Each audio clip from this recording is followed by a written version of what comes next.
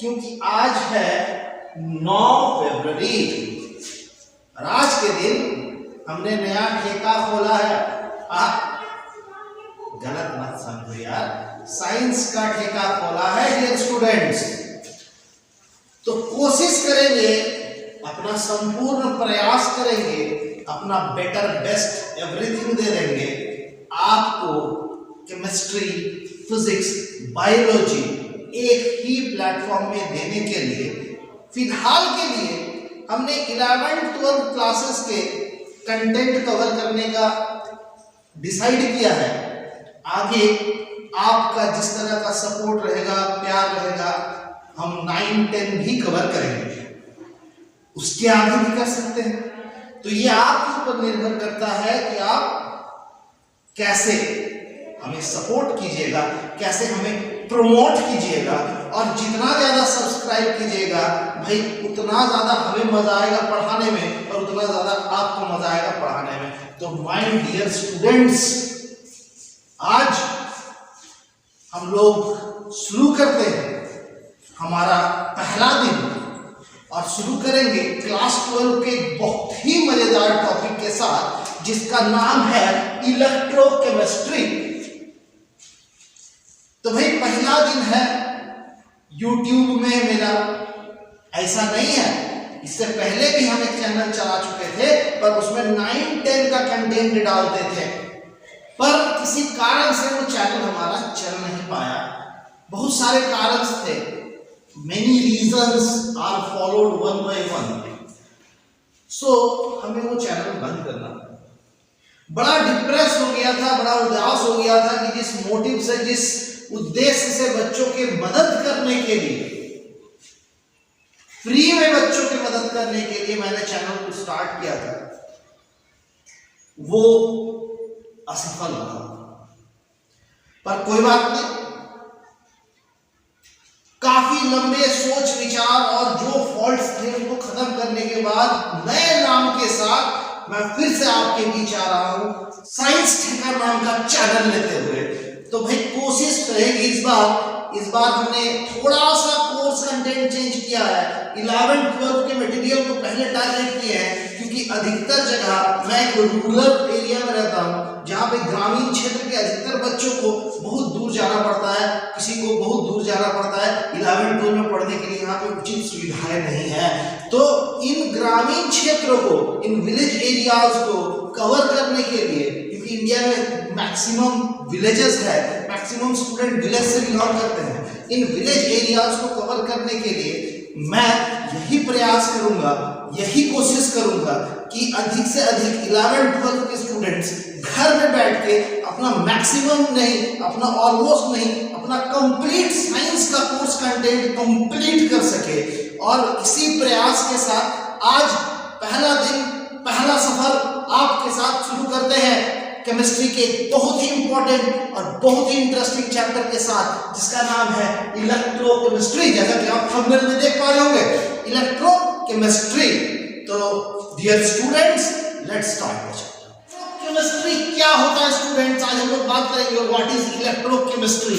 तो भाई जैसा नाम सजेस्ट करता है, अगर हम तोड़ते हैं इसको तो पहले क्या करते हैं, तोड़ देते हैं, क्योंकि अक्सर नाम को हम लोग तोड़ा करते हैं, साइंस में बड़े बड़े नामों को तोड़ा करते हैं। तो इलेक्ट्रोकेमिस्ट्री क्या सजेस्ट करता है कि भाई ये दो शब्द है, एक इलेक्ट्रिक सिटी, इलेक्ट्रिसिटी, इलेक्ट्रिसिटी जो कह लीजिए, प्लस केमिकल्स, केमिकल्स, ये दो चीज में टूट रहा है, इलेक्ट्रिसिटी एंड केमिकल्स। ये इलेक्ट्रोकेमिस्ट्री, केमिस्ट्री में केमिकल्स आते हैं, प्लस क्या क्या आते हैं, केमिकल रिएक्शंस आते हैं, केमिकल रिएक्शंस आते हैं। केमिस्ट्री में हम लोग मैक्सिमम क्या पढ़े हैं, 10 तक आप लोग क्या पढ़े, 11 तक आप लोग क्या पढ़े, केमिस्ट्री में केमिकल रिएक्शंस पढ़े। तो इलेक्ट्रिसिटी क्या होता है, इलेक्ट्रिसिटी और उसमें केमिकल्स का क्या इफेक्ट होता है, केमिकल्स का क्या इंपैक्ट होता है, किस तरह का रिएक्शन होता है, इसके बारे में हम लोग पढ़ेंगे इलेक्ट्रोकेमिस्ट्री में। तो भाई इलेक्ट्रोकेमिस्ट्री जानने के लिए हमें दो बेसिक सी चीजें जाननी पड़ेगी। फिजिक्स में इलेक्ट्रिसिटी और केमिस्ट्री में केमिकल रिएक्शन। तो भाई 10th में आप लोग एक चैप्टर पढ़ोगे, चैप्टर 1, जिसमें आपने कई तरह की रिएक्शंस पढ़े हैं। Displacement reactions, double displacement reaction, combination reaction, ऐसे कई सारे रिएक्शंस आपने क्लास 10th में पढ़े होंगे, क्लास 11th में कुछ कुछ पढ़े होंगे। तो इलेक्ट्रोकेमिस्ट्री में हम लोग क्या करते हैं, हम लोग रिएक्शंस ऑफ केमिकल्स देखते हैं, how reactions of chemical takes place and produce electricity, how reaction of chemical takes place and produce electricity। और इसमें कौन सा रिएक्शंस होता है स्टूडेंट्स, इसमें होता है रिडॉक्स रिएक्शन। बड़ा खतरनाक नाम लग रहा है सुनने में, रिडॉक्स रिएक्शन। पहले सुने हो? बिल्कुल सुनो यार, 10 में सुने हो? कंफ्यूज नहीं? अच्छा चलो, जो बच्चे कंफ्यूज नहीं है वो वेरी गुड स्टूडेंट्स, जो बच्चे कंफ्यूज है वो एक्सीलेंट स्टूडेंट्स। भाई ऐसा क्यों? क्योंकि कंफ्यूजन से आपका नॉलेज बढ़ता है।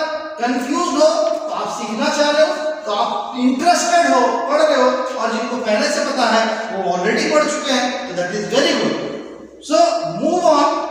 रिडॉक्स रिएक्शन के बारे में हम लोग बात करेंगे। सबसे पहले रिडॉक्स रिएक्शन समझना जरूरी है, क्योंकि हम लोग जब केमिकल रिएक्शन समझना चाहते हैं कि इलेक्ट्रोकेमिस्ट्री में कौन से केमिकल रिएक्शन को हम लोग सबसे ज्यादा पढ़ने वाले हैं, तो इलेक्ट्रोकेमिस्ट्री में सबसे ज्यादा पढ़ा जाने वाला रिएक्शन होता है रिडॉक्स रिएक्शन। तो इस रिडॉक्स रिएक्शन को आज पूरा तोड़ मोड़ के मरोड़ के समझने का कोशिश करते हैं। रिडॉक्स रिएक्शन, अभी क्या होता है रिडॉक्स रिएक्शन, ये समझना हमारे लिए बहुत जरूरी हो जाता है। What is redox reaction? तो भाई नाम से कंफ्यूज होने का जरूरत ही नहीं है, क्योंकि नाम ही इसको बोल दे रहा है। अभी हमने इलेक्ट्रोकेमिस्ट्री को पढ़ा था ना, अब रिडॉक्स रिएक्शन को पढ़ते हैं। तो आप 10 में दो तरह के रिएक्शंस पढ़े होंगे। पहला रिएक्शन जो RE से शुरू होता है, और दूसरा रिएक्शन जो OX से शुरू होता है। अब नाम पूछेंगे स्टूडेंट्स तो क्या बताओगे? RE से क्या होता है? Reduction, very good. और OX से क्या होता है? ऑक्सीडेशन।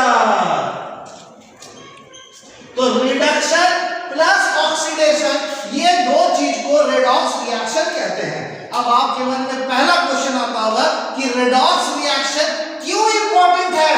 तो रिडॉक्स रिएक्शन इसलिए इंपॉर्टेंट है क्योंकि रिडॉक्स रिएक्शन लगभग हर जगह काम आने वाला रिएक्शन है, हर जगह यूज होने वाला। हमारे आसपास चारों तरफ हमेशा से रिडॉक्स रिएक्शन होते जा रहा है। सबसे कॉमन एग्जांपल आपको बताते हैं, हम लोग 5 स्टैंडर्ड, 6 स्टैंडर्ड, 7 स्टैंडर्ड में पढ़ते आए हैं एक बड़ा कॉमन सा process, how do plants make food.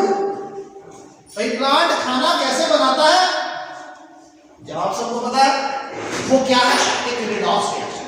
अब ये रिडॉक्स रिएक्शन, रिडक्शन और ऑक्सीडेशन क्या होता है, इसको थोड़ा बढ़िया से लोग समझ लेते हैं। What is reduction, what is oxidation? तो रिडक्शन में नाम से आपको पता चल रहा होगा कि कुछ रिड्यूस हो रहा होगा। ऑक्सीडेशन में नाम से आपको पता चल रहा होगा कुछ ऑक्सीडाइज हो रहा है। तो भाई ऑक्सीजन से रिलेटेड है तो ऑक्सीडाइज हो रहा है, और रिडक्शन जो है उसमें कुछ रिड्यूस हो रहा है। तो इसको थोड़ा सा इलाबोरेट तरीके से समझते हैं, क्या होता है रिडक्शन और क्या होता है oxidation. Addition of oxygen oxidation है, रिमूवल ऑफ हाइड्रोजन ऑक्सीडेशन है, addition of electronegative element, addition of electronegative elements oxidation है, रिमूवल ऑफ इलेक्ट्रोपॉजिटिव एलिमेंट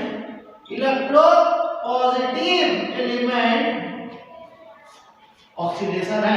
तो कोई भी बोलेगा ऑक्सीडेशन में क्या हो सकता है? एडिशन ऑफ ऑक्सीजन भी ऑक्सीडेशन है, रिमूवल ऑफ हाइड्रोजन भी ऑक्सीडेशन है, एडिशन ऑफ इलेक्ट्रोनेगेटिव एलिमेंट भी ऑक्सीडेशन है, और रिमूवल ऑफ इलेक्ट्रोपॉजिटिव एलिमेंट भी ऑक्सीडेशन है। ये चारों में से कोई भी क्राइटेरिया मैच कर जाए तो वो ऑक्सीडेशन है। तो भाई इसमें से कोई भी क्राइटेरिया आपका मैच कर जाता है तो कंफ्यूज नहीं कीजिएगा, ये चारों क्राइटेरिया एक ही रिएक्शन को दर्शाता है और उस रिएक्शन का नाम है ऑक्सीडेशन। और अगर बात करें हम लोग रिडक्शन का, अगला बात करें हम लोग रिडक्शन का, तो रिडक्शन में ठीक ऑक्सीडेशन का उल्टा होता है, ठीक ऑक्सीडेशन का उल्टा होता है। तो दोस्तों अभी आपने समझा ऑक्सीडेशन, चार क्राइटेरिया में मैंने ऑक्सीडेशन को डिवाइड किया आप लोगों के लिए। उन चार क्राइटेरिया में डियर स्टूडेंट्स कोई भी क्राइटेरिया आपका आ जाता है वो ऑक्सीडेशन होता है, चाहे वो रिमूवल ऑफ हाइड्रोजन हो ऑक्सीडेशन है, एडिशन ऑफ ऑक्सीजन हो रहा ऑक्सीडेशन है, कोई भी इलेक्ट्रोपॉजिटिव एलिमेंट ऐड हो रहा रिमूव हो रहा है तो ऑक्सीडेशन है, कोई भी इलेक्ट्रोनेगेटिव एलिमेंट ऐड हो रहा है तो ऑक्सीडेशन है। तो इस चीज को समझिएगा।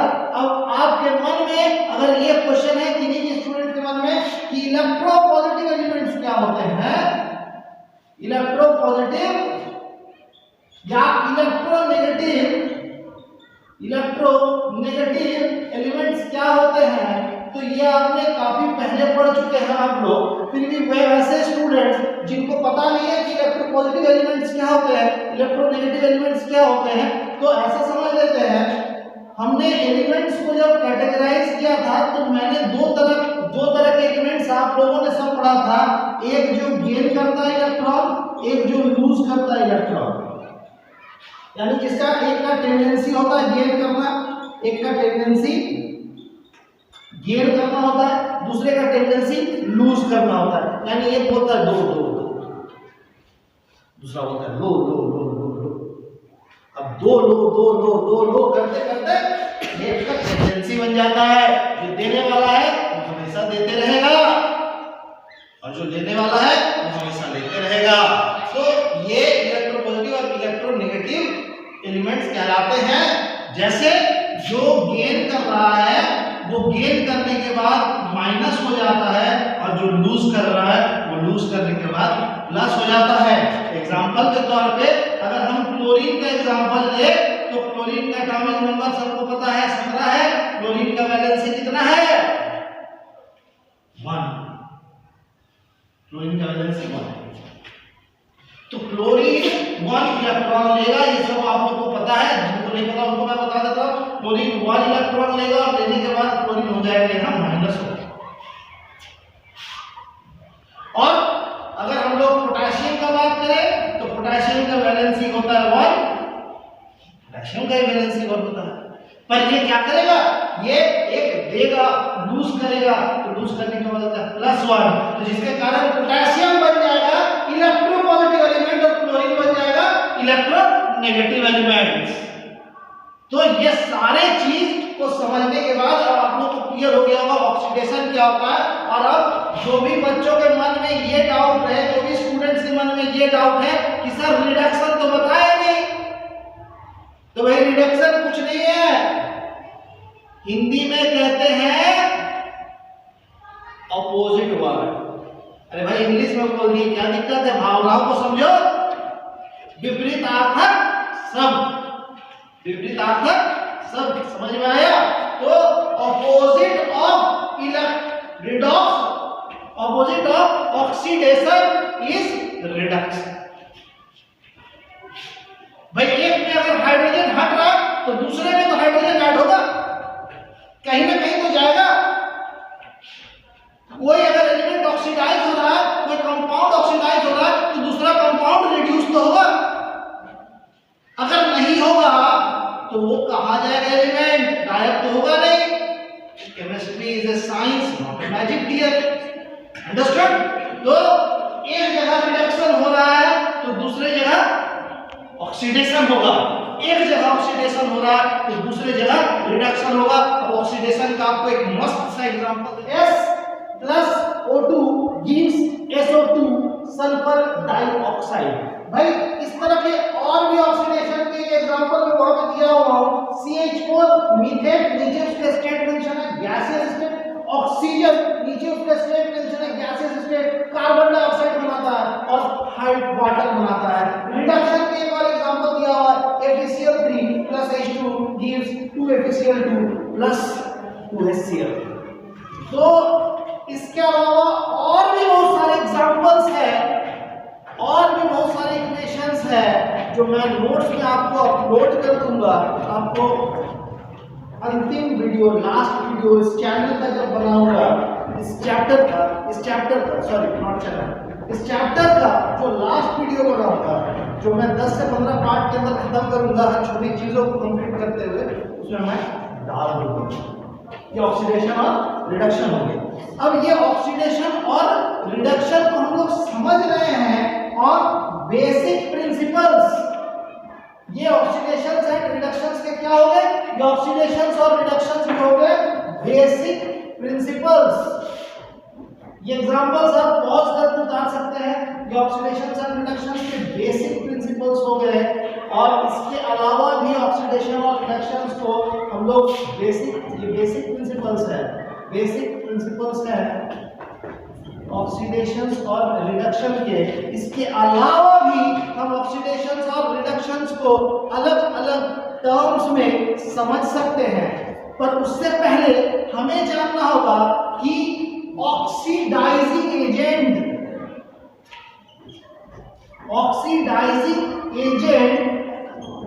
और रिड्यूसिंग एजेंट क्या होता है। तो बड़ा कॉम्प्लिकेटेड नाम लग रहा है, oxidising agent and reducing agent. इसको समझने के लिए बहुत छोटा सा चीज हमें करना होगा। ऑक्सीडाइजिंग एजेंट वो एजेंट्स होते हैं जिनमें रिडक्शन होता है, और रिड्यूसिंग एजेंट वो एजेंट होते हैं जिसमें ऑक्सीडेशन होता है। यानी जिस एलिमेंट या कंपाउंड में ऑक्सीडेशन हो रहा है वो रिड्यूसिंग एजेंट है, जिस एलिमेंट या कंपाउंड में रिडक्शन हो रहा है वो ऑक्सीडाइजिंग एजेंट है। इसका डेफिनेशंस कंप्लीट नोट्स मैं पहले ही बोल चुका हूं, डाल दूंगा, आगे बोल रहा हूं डाल दूंगा, तो नोट्स पे चिंता नहीं कीजिएगा, डेफिनेशन पे चिंता नहीं कीजिएगा। फिलहाल के लिए कंटेंट को समझने का कोशिश कीजिएगा और कंटेंट को अपने हिसाब से ढालने का कोशिश कीजिएगा। कोई भी डाउट्स हो, कोई भी क्लियरेंस ना हो तो प्लीज चैप्टर कमेंट्स में पूछ लीजिएगा। मैं कोशिश करूंगा मैक्सिमम टू मैक्सिमम कमेंट्स तक रिप्लाई करूंगा। Start sir. So oxidising agent क्या होता है, हम अगर यहाँ पे लिखें ऑक्सीडाइजिंग एजेंट, अभी मैंने आपको बताया ऑक्सीडाइजिंग एजेंट क्या होता है। तो अब अगर हम लोग बात करें कि ऑक्सीडाइजिंग एजेंट कौन कौन हो सकते हैं, तो ऑक्सीडाइजिंग एजेंट कुछ एलिमेंट्स हो सकते हैं, कुछ कंपाउंड्स हो सकते हैं, कुछ मेटल ऑक्साइड्स हो सकते हैं, कुछ मेटल ऑक्साइड भी हो सकते हैं। तो हमें कैसे पता चलेगा कि कौन सा एलिमेंट हमारा ऑक्सीडाइजिंग एजेंट है, कौन सा कंपाउंड हमारा ऑक्सीडाइजिंग एजेंट है और कौन सा मेटल हमारा ऑक्सीडाइजिंग एजेंट है। तो मैं फिर से रिपीट कर रहा हूं, जिस एलिमेंट कंपाउंड में रिडक्शन हो रहा है, जिसमें रिडक्शन हो रहा है वो ऑक्सीडाइजिंग एजेंट है, जिसमें रिडक्शन हो रहा है वो ऑक्सीडाइजिंग एजेंट है। तो एलिमेंट्स, कौन से एलिमेंट्स में रिडक्शन होता है, कौन से एलिमेंट में रिडक्शन होता है, ये आप लोग सबको पता है। तो वैसे एलिमेंट्स में रिडक्शन होता है, तो जो इलेक्ट्रोनेगेटिव एलिमेंट्स होते हैं वो ऑक्सीडाइजिंग एजेंट होते हैं। अब कैसे ऑक्सीडाइजिंग एजेंट होते हैं, जैसे कि हम लोग इलेक्ट्रोनेगेटिव एलिमेंट जो कॉमन ऑक्सीडाइजिंग, ऑक्सीजन नाम से पता चल रहा है, ऑक्सीजन O2 ये क्या है, ऑक्सीडाइजिंग एजेंट है। इसके अलावा एक और एलिमेंट हम लोग ले सकते हैं O3, ये ऑक्सीडाइजिंग एजेंट है। तो ये जब फ्री स्टेट में है तो ये ऑक्सीडाइजिंग एजेंट है। अब कंपाउंड का बात करें कि कौन सा कंपाउंड ऑक्सीडाइजिंग एजेंट हो सकता है, तो वो कंपाउंड ऑक्सीडाइजिंग एजेंट हो सकता है जिसमें इलेक्ट्रो नेगेटिव एलिमेंट्स मौजूद है। वैसे कंपाउंड्स जिनमें इलेक्ट्रोनेगेटिव एलिमेंट्स मौजूद है, प्रेजेंट है, वो होते हैं आपके ऑक्सीडाइजिंग एजेंट। अब बात करेंगे और क्या हो सकता है ऑक्सीडाइजिंग एजेंट, कुछ जैसे कि मैग्नीशियम ऑक्साइड, कैल्शियम ऑक्साइड।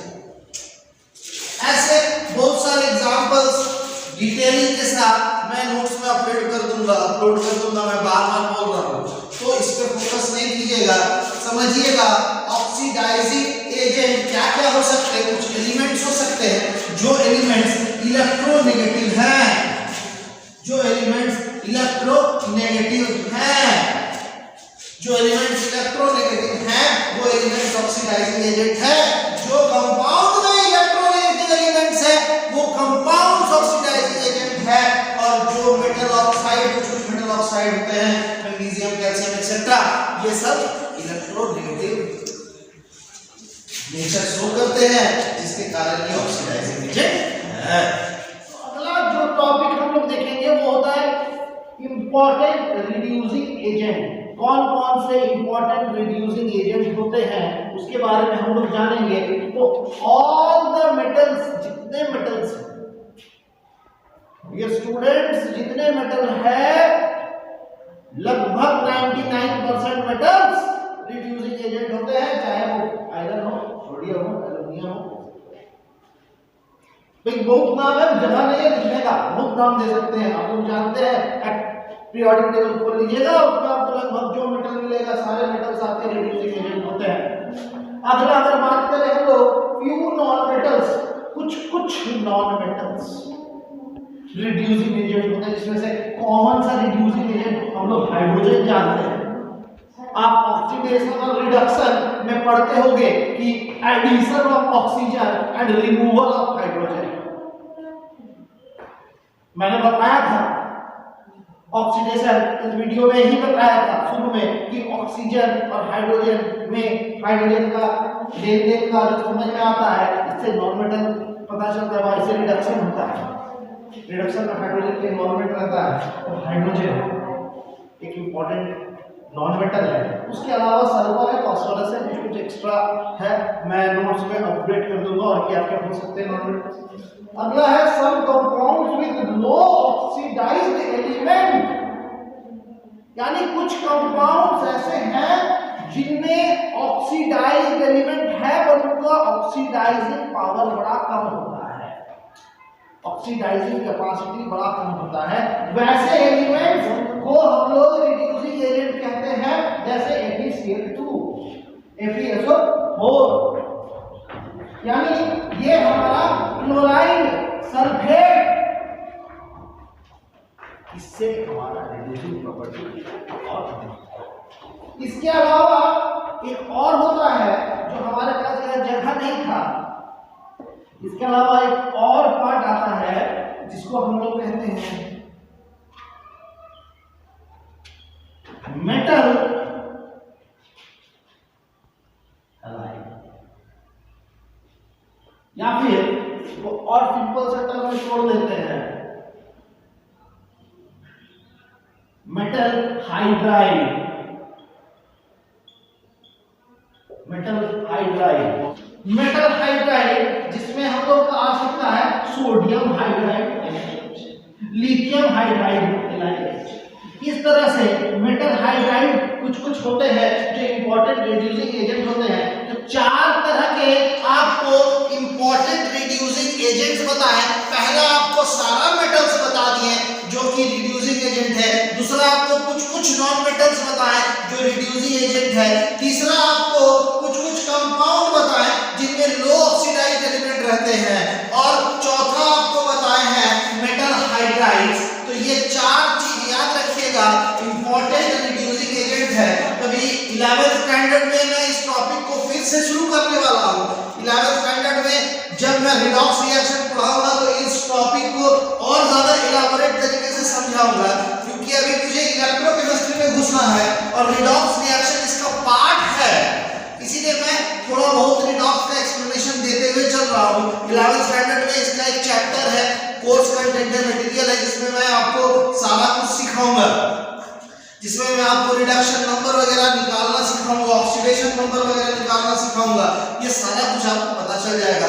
कुछ लॉस पढ़ाने वाला हूँ जो आपका ये पार्ट कवर कर देगा 11th स्टैंडर्ड के सिलेबस में, पर इन लॉस को मैं अभी भी पढ़ाऊंगा। क्योंकि 11th का वीडियो आने में टाइम है, तब तक मैं नहीं चाहता हूं कि बच्चे इनकम्प्लीट नॉलेज के अभाव पर बैठे। तो मूव करते हैं हमारे नेक्स्ट पार्ट के ऊपर। इसी टॉपिक का अगला पार्ट रिडक्शन के बाद आता है कि हमने जो कोई भी रिएक्शंस हमने रिडॉक्स रिएक्शंस देखे, वो अभी तक हमने कुछ बेसिक प्रिंसिपल्स के बारे में देखा, जिसे हम लोग क्लासिकल थ्योरी बोलते कहते हैं। इस क्लासिकल थ्योरी के बारे में हमने रिडॉक्स रिएक्शन को समझा है। अब हम लोग जो रिडॉक्स रिएक्शन समझेंगे वो समझेंगे in terms of electron. Redox reaction को समझेंगे हम लोग इन टर्म्स ऑफ इलेक्ट्रॉन। बड़ा छोटा छोटा टॉपिक है, फटाफट पार होते जाएगा। तो redox reaction in terms of electron मैंने मेंशन कर दिया बोर्ड में। भाई पढ़ाते समय पीछे मुड़ के लिखता हूं तो हो सकता है आपको कोई डिस्ट्रैक्शन आ जाए, तो मैं कोशिश कर रहा हूं पहले लिख लूं ताकि आप लोग का सारा कंसंट्रेशन और फोकस मेरे ऊपर बना रहे। तो इन टर्म्स ऑफ इलेक्ट्रॉन जो हमने यहाँ मेंशन किया है, इसमें आप यहाँ देख पा रहे हैं कि ऑक्सीडेशन में मैंने यहाँ लिखा हुआ है लॉस ऑफ इलेक्ट्रॉन, और रिडक्शन में मैंने यहाँ लिखा हुआ है गेन ऑफ इलेक्ट्रॉन। तो क्यों लिखा है ये लॉस ऑफ इलेक्ट्रॉन और गेन ऑफ इलेक्ट्रॉन? क्योंकि हम लोग का टर्म है इन टर्म ऑफ इलेक्ट्रॉन हमें ऑक्सीडेशन और रिडक्शन समझना है। इसको बेसिक प्रिंसिपल में अगर समझें तो इलेक्ट्रॉन्स में दो चीज होते हैं, या तो कोई एलिमेंट इलेक्ट्रॉन देता है या तो कोई एलिमेंट इलेक्ट्रॉन लेता है, या तो कोई लूज कर रहा है या तो कोई गेन कर रहा है। तो यहाँ पे जो एलिमेंट इलेक्ट्रॉन लूज कर रहा है वो ऑक्सीडेशन हो रहा है, उसमें वो कंपाउंड, वो एलिमेंट में ऑक्सीडेशन, वो कंपाउंड ऑक्सीडेशन हो रहा है, और जो एलिमेंट इलेक्ट्रॉन गेन कर रहा है उसमें रिडक्शन हो रहा है। इसको और सिंपल तरीके से समझते हैं कि हम टीचर हैं और किसी स्टूडेंट को हम ज्ञान दे रहे हैं, तो क्योंकि हम दे रहे हैं तो भाई लूज तो नहीं कर रहे हैं, लेकिन एक हम लोग हाइपोथेटिकल सिचुएशन मान के चलते हैं कि ज्ञान अगर कुछ ऐसा चीज होता जो हम देते तो लूज करते, तो हम अगर ज्ञान किसी स्टूडेंट को दे रहे हैं तो हम ज्ञान लूज कर रहे हैं, नॉलेज लूज कर रहे हैं और हम ऑक्सीडाइज हो जा रहे हैं, और वो स्टूडेंट नॉलेज गेन कर रहा है और वो रिड्यूस हो जा रहा है। यानी देने वाला ऑक्सीडाइज हो जाएगा, लेने वाला रिड्यूस हो जाएगा। याद रखिएगा, इसीलिए हमेशा दिया करो यार, चैनल में कुछ लाइक दिया करो, सब्सक्राइब दिया करो, तो पढ़ाने में और भी मजा आएगा। तुम भी ऑक्सीडाइज हो जाओगे वरना रिड्यूस हो जाओगे, बता दे रहे हैं। तो देने वाला ऑक्सीडाइज हो जाता है और लेने वाला जो लूज कर रहा है, हार के जीतने वाले को बाजीगर कहते हैं, सुने हो ना सब डायलॉग ये। तो जो ले रहा है, जो लूज कर रहा है, जो हार रहा है, वो ऑक्सीडाइज हो जा रहा है। जो ले रहा है तो भिखमंगा है, इसलिए रिड्यूस हो जा रहा है। क्योंकि हम लोग भगवान को कहते हैं दे दे राम दिला दे राम, तो हम रिड्यूस्ड है, हम पहले से रिड्यूस्ड है, भगवान को ऑक्सीडाइज है दे रहे हैं। समझ गए? अंडरस्टूड? तो मूव करते हैं आज का हमारा अगला टॉपिक। अगला टर्म हम लोग पढ़ेंगे वो redox reaction on the basis of competitive electron transfer. तो कॉम्पिटिटिव इलेक्ट्रॉन ट्रांसफर क्या होता है माय डियर स्टूडेंट? कॉम्पिटिटिव मतलब समझते हो आप लोग, कॉम्पिटिटिव एग्जामिनेशन देते हो तो कंपटीशन आजकल हर जगह रेस लगा हुआ है। मैं पहले जो ज्यादा पावरफुल स्टूडेंट है, ज्यादा इंटेलिजेंट स्टूडेंट है, वो आगे निकलेगा, जो बुड़बक है, बहुत है मेरे जैसा, वो पीछे यूट्यूब में वीडियो बना देगा। तो बात ऐसा है कि कॉम्पिटिटिव इलेक्ट्रॉन ट्रांसफर जो होते हैं, वो कॉम्पिटिटिव इलेक्ट्रॉन ट्रांसफर को समझने के लिए हमें ये जानना जरूरी होता है कि कंपटीशन है किसके बीच। तो यहाँ पे कॉम्पिटिटिव इलेक्ट्रॉन ट्रांसफर के जानने के लिए हमें क्लास 10, 11 बहुत जगह हमने पढ़ा था MAS। अब आप कहेंगे कि सर MAS 10 में तो नहीं पढ़े, 11 में भी नहीं पढ़े। अरे कुछ नहीं है, शॉर्ट फॉर्म है, इसको तोड़ो तो M for metal, A for activity और S फॉर सीरीज। ये MAS क्या है? मेटल एक्टिविटी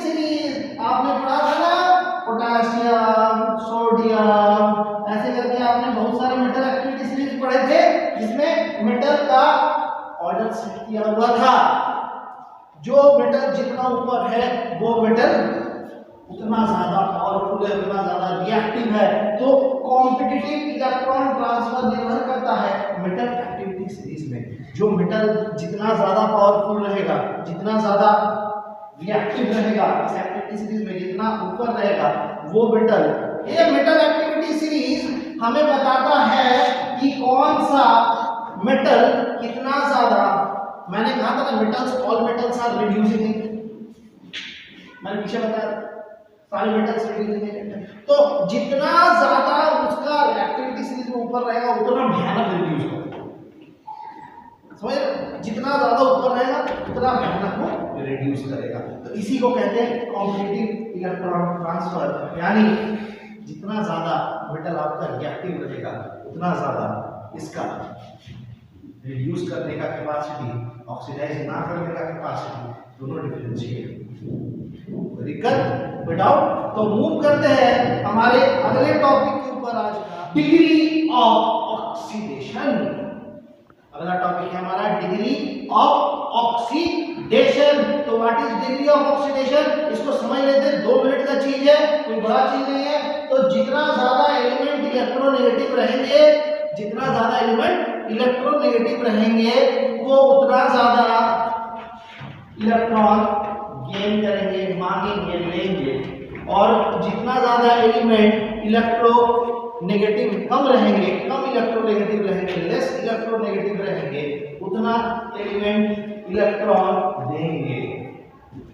यानी जो एलिमेंट हमारा कम इलेक्ट्रोनेगेटिव है वो देगा, जो ज्यादा इलेक्ट्रोनेगेटिव है वो लेगा। तो कम इलेक्ट्रोनेगेटिव वाला याद रखिएगा हमेशा, कम इलेक्ट्रोनेगेटिव हमेशा देगा और ज्यादा वाला हमेशा देगा। इसको रिलेट करने के लिए ऐसे समझ लीजिए, जिसके पास जितना पैसा रहता उतना लूटने उतना पैसा मांगता, और जिसके पास जितना कम पैसा रहता है बेचारा उतना दान धर्म करने का प्रयास करता है। तो इसी आधार पे समझिएगा इलेक्ट्रो डिग्री ऑफ ऑक्सीडेशन क्या होता है कि जो एलिमेंट, इसके बारे में और डिटेल में 11th क्लास का जो चैप्टर पढ़ाऊंगा ऑक्सीडेशन रेडॉक्स रिएक्शन, उसमें तो मैं और एक्सप्लेन कर दूंगा डिटेल में। पर फिलहाल के लिए हम लोग समझ लेंगे अभी कि ज्यादा इलेक्ट्रोनेगेटिव एलिमेंट सिंपल लाइन में वो क्या करेंगे, वो ऑक्सीजन ज्यादा, वो इलेक्ट्रॉन ज्यादा जो रहेंगे वो गेन करेंगे और कम जो रहेंगे वो लूज। समझ गए? सिंपल सा बेसिक फंडा है, बेसिक प्रिंसिपल है, इसके आधार पे आपको चलना है, आपको करना है। अब आज का लास्ट टॉपिक, इस वीडियो का लास्ट टॉपिक आज हम लोग डिस्कस करने वाले हैं, जिसमें हम लोग कैलकुलेट करना सीखेंगे। सर स्टार्ट कीजिए। तो आज का हम लोग का लास्ट टॉपिक है, इस वीडियो का लास्ट टॉपिक है calculating oxidation number. Oxidation number हम लोग कैसे कैलकुलेट कर सकते हैं। भाई ये ऑक्सीडेशन नंबर क्या होता है डियर स्टूडेंट्स? ऑक्सीडेशन नंबर होता है एक्सटेंट ऑफ एन एलिमेंट और कंपाउंड टू ऑक्सीडाइज। एक एलिमेंट या कंपाउंड कितना ज्यादा ऑक्सीडाइज हो सकता है उसको ऑक्सीडेशन नंबर कहते हैं। और ऑक्सीडेशन नंबर कहीं ना कहीं आप लोगों को लग रहा होगा कि कोई वैलेंसी वगैरह टर्म से मिलता जुलता है, लेकिन ऐसा नहीं है। मैं क्लास 11 में इस चीज को इलाबोरेट तरीके से बता दूंगा कि ऑक्सीडेशन नंबर बाकी चीजों से कैसे अलग होते हैं। तो ऑक्सीडेशन नंबर जो होता है वो क्या होता है, एक एलिमेंट या कंपाउंड कितना एक्सटेंट तक, कितना दूर तक, कितना ज्यादा तक ऑक्सीडाइज हो सकता है, उसका कैपेसिटी कितना होता है ऑक्सीडाइज करने का। तो ये ऑक्सीडेशन नंबर कैलकुलेट करने के लिए हमें 6 रूल्स फॉलो करने पड़ते हैं, 6 रूल्स।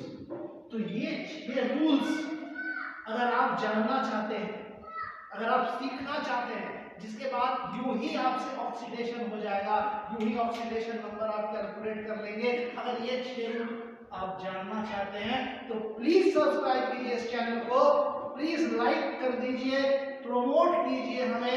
ये 6 रूल्स हम कल आपके साथ डिस्कस करने वाले हैं, और साथ ही साथ ऑक्सीडाइजिंग नंबर कैलकुलेट कैसे करते हैं उसको वेरियस एग्जांपल्स के साथ समझने वाले हैं, आपको करके दिखाएंगे। आपके पास किसी भी तरह का डाउट, प्रॉब्लम क्लियर हो जाएगा। So my dear students, stay tuned, stay focused with us. We will give you the best and the best result from our everything we know, from everything we have learned, from everything I have experienced. I will give you each and everything for completely free. Just subscribe our channel, help us to grow, and in return I will give you my best for free. I will give you all the knowledge, all the equipments, all the notes you need for your development of 11th and 12th standard. Even we will move to 10th standard and 9th standard also, just after growing our channel a bit. So stay tuned, stay focused, and thank you. Adios, amigos.